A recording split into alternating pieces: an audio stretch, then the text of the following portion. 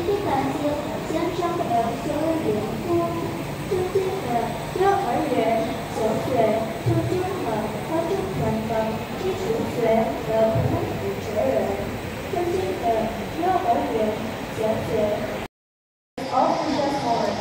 Pada kesempatan yang berbahagia ini, marilah kita panjatkan puja dan syukur kepada Sang Hyang Widi, karena kita kesehatan dan kesehatan untuk selama ini yang berkuasa.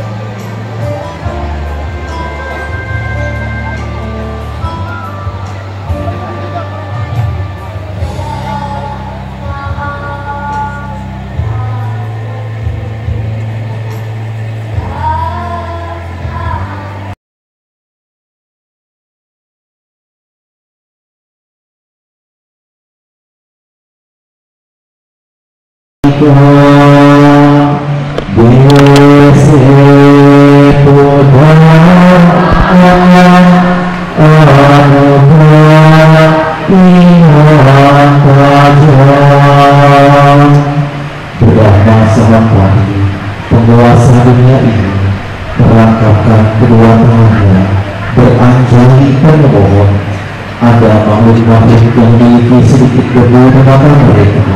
Ajarkanlah Allah demi kasih sayang kepada mereka.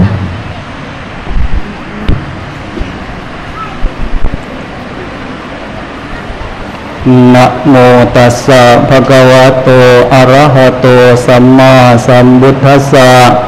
Namo tassa bhagavato arahato samma sambuddhassa. Namo tassa bhagavato arahato samma sambuddhassa. Puja ja pujaniyanang etamanggalam uttamanti.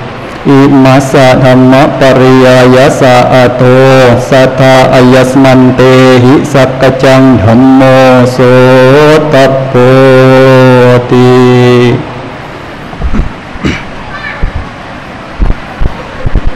Nah, yang saya muliakan rekan-rekan para bhikkhu yang hadir di sini, yang saya hormati Romo Pandita, yang saya hormati juga para pengurus yayasan serta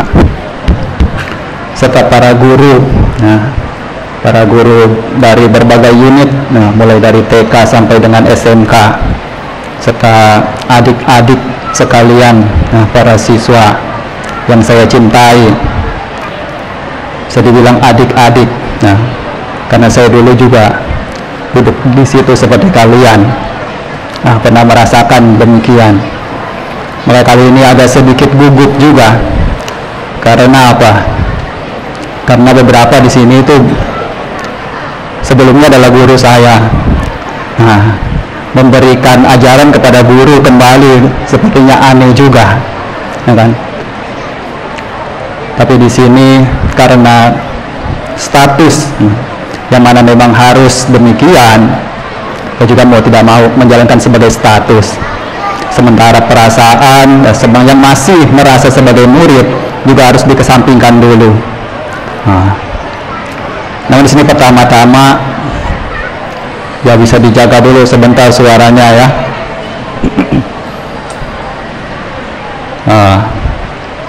Pertama-tama lihat kesemangatan dari siswa-siswa memberikan pertunjukan juga cukup memuaskan, cukup.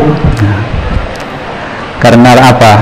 Karena kalau saya sendiri mungkin tidak mau dibayar 100.000 pun tidak mau saya pegang-pegang bendera gitu doang. Tapi dengan anak-anak adik-adik kita berani tampil di depan, itu cukup dapat diacungi jempol. Lalu juga yang menyanyi juga demikian. Tapi yang agak sedikit cukup untuk kiranya perlu perbaikan. Nah, itu ada di bagian prosesi puja. Itu kelihatan sekali. Kenapa saya tahu? Karena saya dulu pernah berjalan untuk prosesi puja, dan pada saat zaman saya itu di tahun 2007-2008 kira-kira, itu lebih rapi, jauh. Tidak tahu entah bagaimana yang bimbingnya, ya, atau memang ini pembimbingnya sudah kehilangan taring, ya, karena sudah tua. Karena kalau dulu zaman saya bukan main, latihan saja, bercanda sedikit saja tidak bisa, tole-tole sedikit saja tidak bisa. Tapi ini sudah sungguhan masih bisa tole-tole, masih bisa saling bercanda.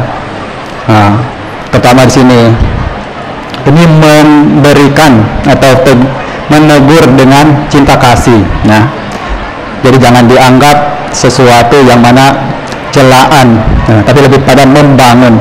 Nah, terutama cara beranjali yang saya lihat banyak kurang tepat. Coba lihat cara beranjali anak-anak. Nah, coba lihat cara beranjali bagaimana. Karena tadi dari yang prosesi saja itu sudah kelihatan sekali tampak tidak benarnya. Ada yang perhatikan tidak? Nih saya berikan contoh tadi yang saya lihat ya.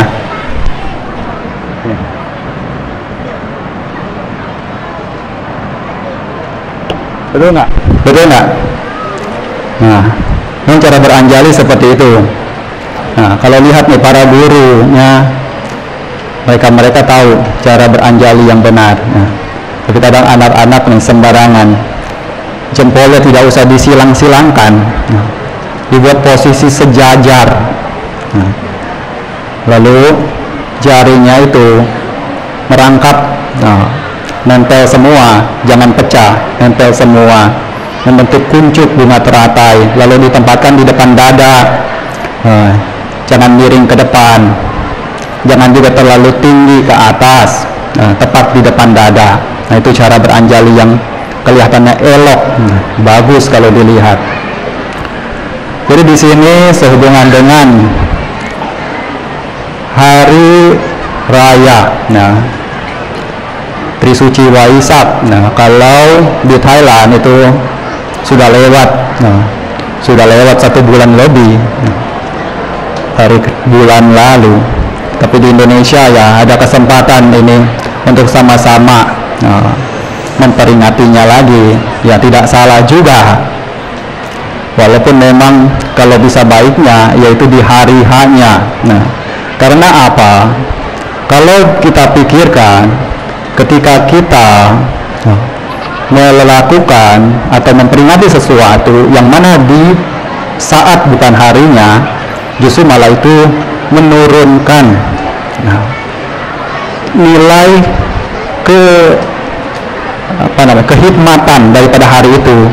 Jadi hari pentingnya itu seakan dilewatkan karena nanti masih ada minggu depan, masih ada minggu depannya lagi. Nah, ini salah satu mungkin dikarenakan kurangnya jumlah tenaga pembabar dhamma di Indonesia. Jadi ini pun masih dapat dimaklumi. Makanya semoga kedepannya itu lebih banyak lagi para pembabar dhamma di Indonesia. Kemudian hari Waisak itu memperingati 3 peristiwa penting yang sebagaimana mungkin sudah diketahui, mulai dari kelahiran Guru Agung kita, pencapaian penerangan sempurna dari Sang Buddha, lalu Mahaparinibbana dari Sang Buddha. Yang mana ketiga hari ini jatuh tepat di hari yang sama, yaitu pada bulan Purnama di bulan ke-6. Nah, kalau kita lihat betapa ajaibnya Guru Agung kita punya kehidupan. Tetapi kini kita kembali kepada diri kita, lihat ke arah diri kita bahwa apa yang telah dicapai dalam kehidupan Sang Guru Agung itu kita bandingkan dengan kehidupan kita sendiri. Kira-kira seberapa jauh diri kita untuk dapat meneladani Guru Agung tersebut. Sekarang kalau kita lihat ketika beliau masih muda, masih menggeluti pendidikan di istana, yang mana Siddhartha Gautama itu punya satu guru. Siapa nama gurunya? Siapa nama guru Siddhartha Gautama? Siapa guru agamanya ini? Tidak tahu? Guru dari Pangeran Siddhartha. Siapa? Ya, Wiswamitra. Nah, itu saja mengajarkan guru agung kita sampai kewalahan, sampai kehabisan ilmu pengetahuan untuk diajarkan lagi. Nah, coba di sini dari adik-adik sekalian, kira-kira siapa yang pernah bisa melampaui kemampuan dari gurunya itu? Nah, tapi di sini walaupun tidak sampai demikian, ya setidaknya belajarlah dengan sungguh-sungguh. Makanya Sang Buddha guru agung kita itu sudah tetapkan apakah tugas dari seorang murid untuk memperlakukan para gurunya.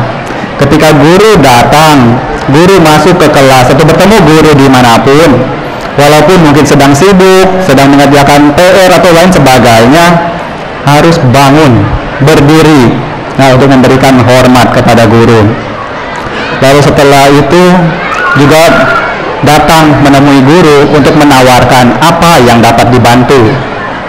Kemudian mempelajari ilmu pengetahuan itu dengan sungguh-sungguh, dengan tulus, dengan hati yang penuh keingintahuan, layaknya gelas yang kosong selalu, yang selalu siap untuk diisi air yang murni. Kemudian juga pada saat-saat tertentu juga membantu. Kalau ada guru punya tugas, datang untuk memberikan bantuan atau pelayanan. Ini tugas-tugas dari seorang murid kepada gurunya, yang mana apabila ini dijalankan dengan baik, dengan penuh rasa hormat, sebagaimana yang disampaikan di awal, puja aja puja nianang, etamam kalamut tamam, menghormat kepada mereka yang patut dipuja, yang salah satunya itu adalah guru kita di sekolah. Itu merupakan apa yang dapat membawa manfaat demi kemajuan dan perkembangan diri kita. Kini ada satu cerita. Jadi Bante punya satu cerita untuk anak-anak sekalian sehubungan dengan pendidikan. Pada masa lalu, masa yang entah jauh sebelum masa ini, ada satu kerajaan yang namanya Varanasi. Kerajaan Varanasi ini dipimpin oleh seorang raja. Rajanya bernama Brahmadatta.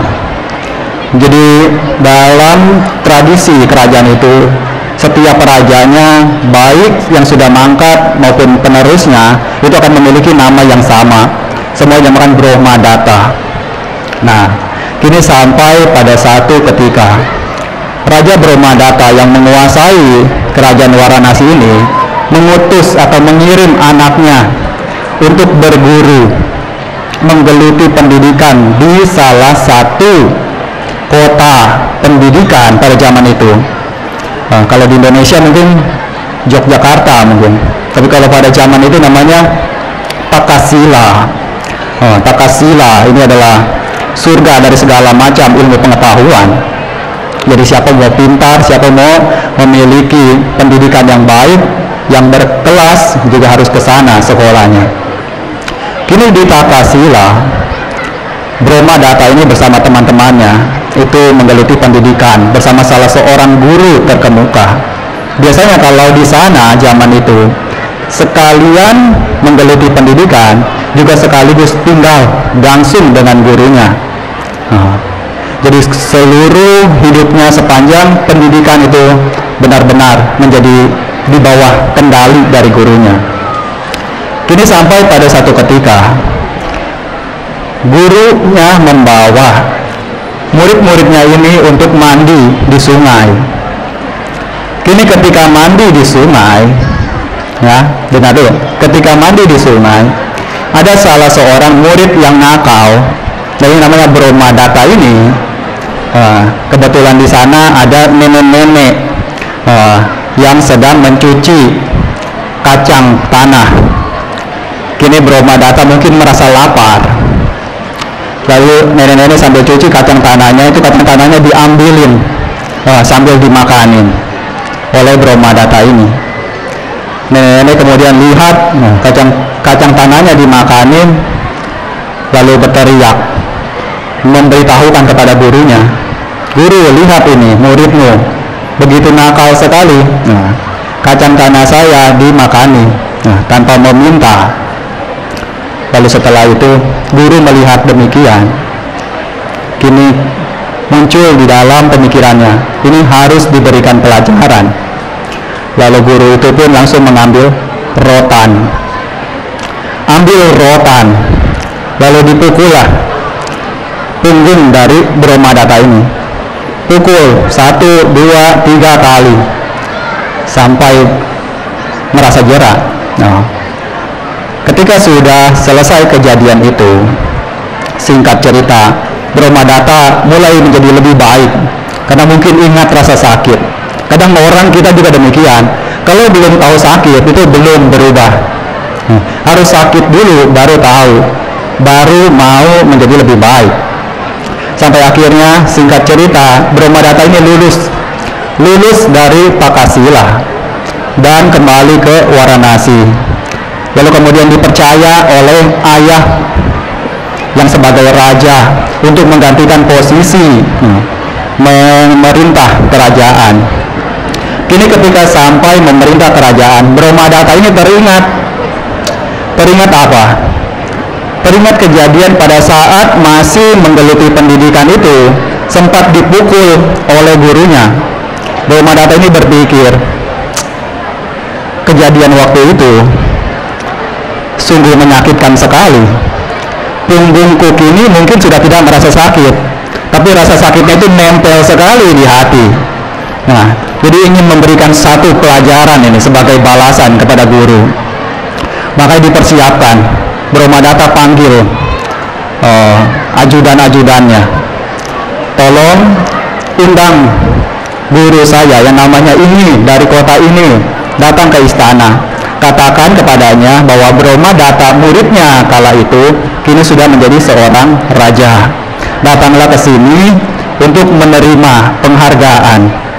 Nah, bilang begitu agar gurunya itu mau datang. Nah, kemudian diutuslah, pergilah rombongan dari istana ke tempat di mana gurunya itu berada.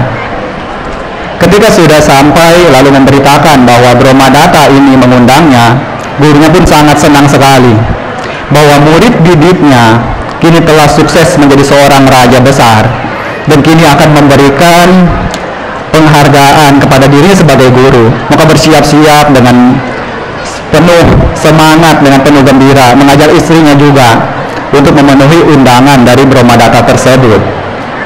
Kini ketika sudah sampai tiba di istana, dihadapkanlah pada Brahmadatta. Lalu di hadapan Raja Brahmadatta, nah, hal yang mana tidak pernah diimpikan itu ternyata terjadi. Di mana di hadapan Brahmadatta itu mengatakan, "Dulu guru itu pernah menyakiti saya, pernah memukul punggung saya, dan sampai saat ini saya masih mengingat kejadian itu dengan jelas. Makanya kini saya sebagai seorang raja akan memberikan hukuman cambuk serta hukuman penggal kepala kepada guru." Begitu dengar demikian, wah, terkejut sekali gurunya. Bisa-bisanya muridnya yang dibesarkan, yang dididik dengan susah payah, justru malah akan menjadi malaikat maut bagi dirinya sendiri. Lalu kemudian gurunya ini tidak kalah kebijaksanaan. Gurunya itu lalu mengatakan, langsung ini udah bukan, tidak segan-segan lagi, tidak pandang lagi siapa raja, siapa masyarakat biasa, karena sudah di depan mata ini kematian kan. Sudah langsung anggap seperti murid sendiri, langsung teriak, "Brahmadatta," beliau bilang, "Brahmadatta, apabila tidak ada hari itu, apakah akan ada hari ini?" Kata itu, kalimat itu diucapkan, apabila tidak ada hari itu, apakah akan ada hari ini? Brahmadatta pun terdiam. Lalu terpikir, benar juga. Kalau tidak ada hari itu, tidak ada saat di mana dirinya itu kena pukul, mungkin saat demikian, dia tidak akan menjadi seorang raja. Mungkin juga perilakunya masih nakal, masih tidak tahu entah seperti apa modelnya. Tetapi dengan diberikan didikan seperti itu, kini dirinya menjadi lebih baik dan dapat untuk menjadi pemimpin bagi banyak masyarakat. Akhirnya burung Madaka pun langsung turun dari singgasananya, langsung sujud kepada gurunya,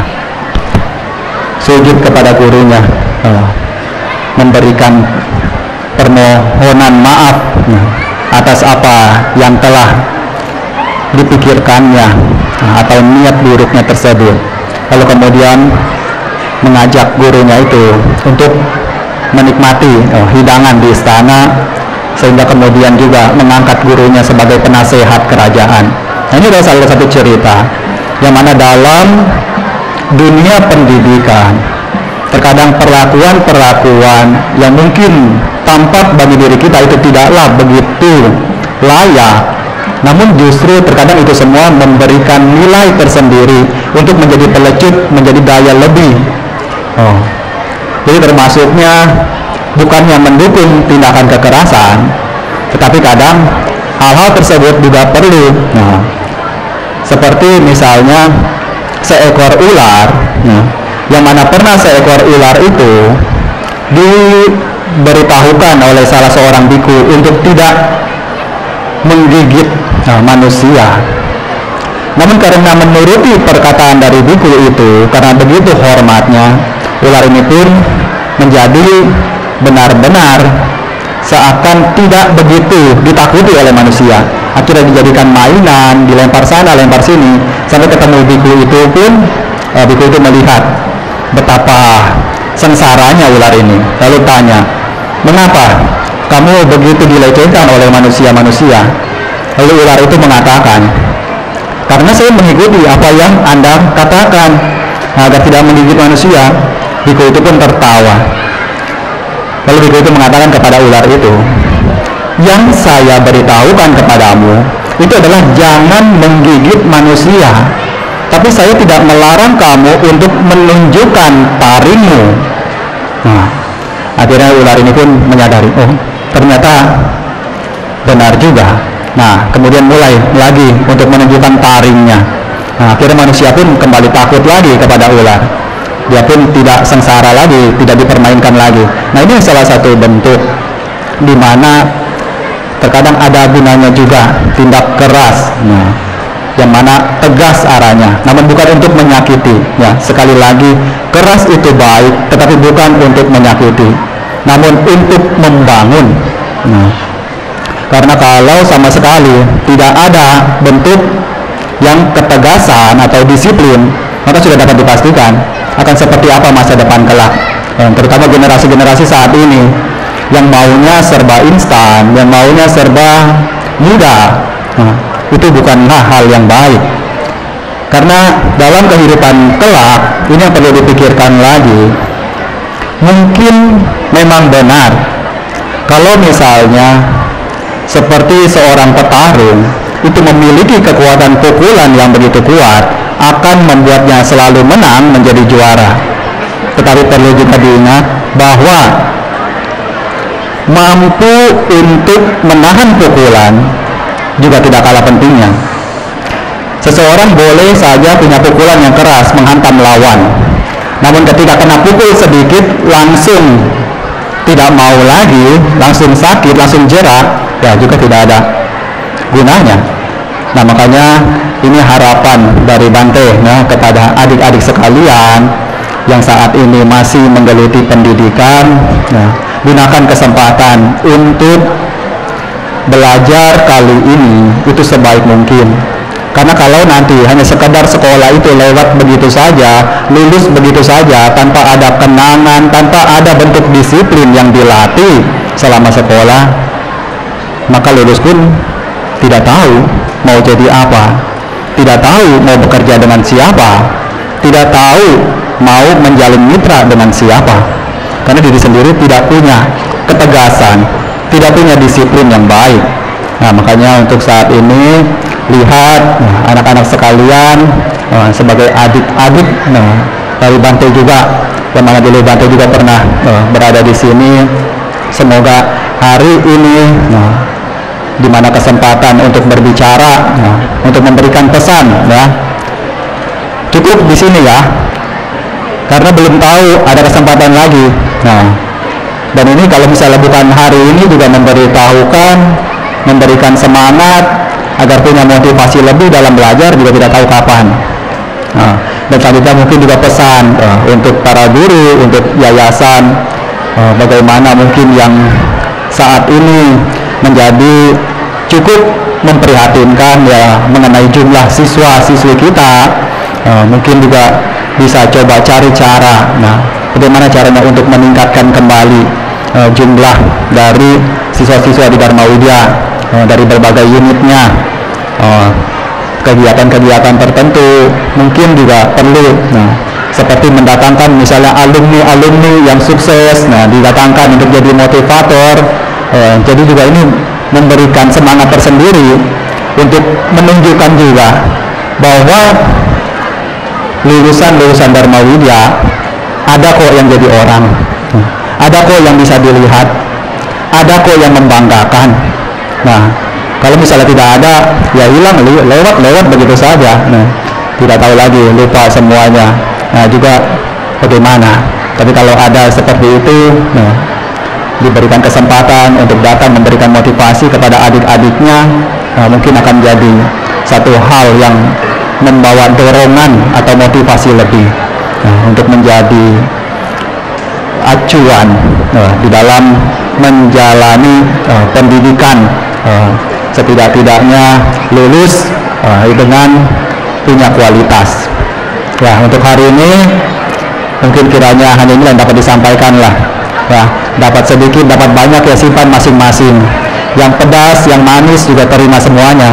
Nanti pikirkan sendiri. Tapi dari sini tidak ada niat sedikit pun dari Bante itu untuk membuat kalian menjadi kecil hati atau membuat kalian merasa rendah, atau merasa kurang percaya diri. Bagaimanapun semua ini disampaikan untuk kebaikan kita bersama, untuk kemajuan kita bersama, untuk perkembangan Buddha Dhamma khususnya di wilayah kita dan di sekolah kita Dharma Widya ini.